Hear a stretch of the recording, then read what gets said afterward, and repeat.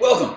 In this video, we're going to be simplifying rational expressions. So don't forget, in the last video we talked about how rational expressions were just fractions, except they have an x in the denominator. So these first ones, we're just going to practice simplifying fractions, because that's all we're going to be doing, and then we'll get into some of our rational expressions. So really, don't freak out about this. It's just simplifying fractions. That's really all this is. Super simple. May require some factoring, but you guys are getting better at that. Just keep practicing.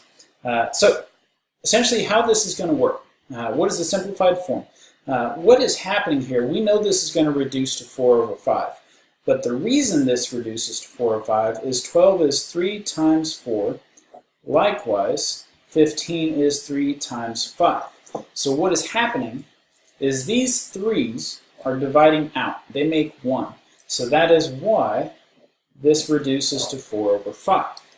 Similarly, this 18 over 30, well, 18 is 3 times 6. 30 is 5 times 6. So what's happening here? 6 divided by 6 makes 1. So we're left with 3 over 5. That's how we're going to be thinking about these as we move forward. So with this one, we have 7 times x minus 8 over x plus 12 times x minus 8. It's all multiplication, so I can divide out the factor x plus 8 times, x minus 8 and x minus 8. So now I'm left with 7 over x plus 12. That's it. That's the simplified form. That's all they're looking for. They may give you like x does not equal negative 12 and x does not equal 8. That is because, like we talked in the last one, they're undefined at those values, so we cannot have those values possible. So they may tell you that these are not possible values. All right, moving on. Part D here, look for common factors. It needs to be all multiplication first. So notice that's all multiplication. It's x minus 3 times x plus 4 over x plus 4 times x minus 5. So the thing that divides out is my x plus 4 terms. So I'm left with x minus 3 over x minus 5. There's the simplified form. All right, next one. So now, here's a little bit of an issue because I don't see anything that divides out. You cannot divide the x, and you cannot divide the 16 over 4. It has to be multiplication, just like it was in this last one. So what we can do, though, to make it multiplication is we can factor. Because I know x squared minus 16 factors as x plus 4 times x minus 4 over x plus 4. That's essentially multiplication down there because it's all one factor altogether. So now what I can do is now I can divide out the x plus 4's so that I end up with x minus 4 altogether. It's kind of weird, but that's what it simplifies to be. It's essentially 1 times x plus 4, so it's just x minus 4 over 1, or just x minus 4. All right, this is a super fast video. So again, if you see x squares, make sure that you guys factor first. So let's see, x squared plus 6x minus 7, so that's probably x plus 7 and x minus 1.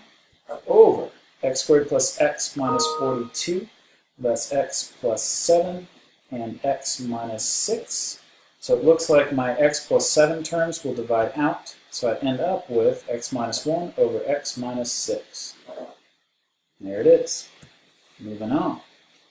So here, I still want to try to factor as much as I possibly can. Up here I notice that I can factor out a 6, and it would be x plus 3 up there now. And then down here, I can factor out the 7, so it's x squared minus 9.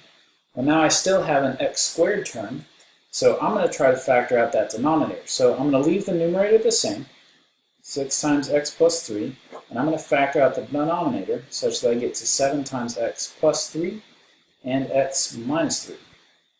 So now I see the factor that divides out. The factor that divides out is that x plus 3, and I'm left with 6 over 7 times x minus 3.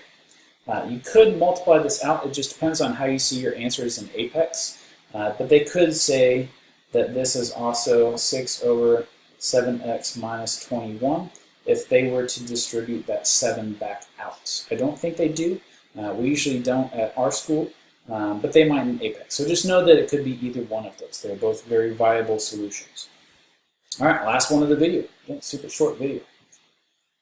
So factor as much as you can. So I'm going to factor the numerator. It looks like an 8 will divide out of everything, so I have 8 times x plus 4 over, factor the denominator, so that would be x plus 4 and x minus 3. So now what we'll divide out is the x plus 4 over the x plus 4. So I'm left with 8 over x minus 3. And that's it. All right. Hopefully this video is helpful. Again, please let me know anytime you guys need any help. I'm here for you. All right. I'll talk to you soon. Bye.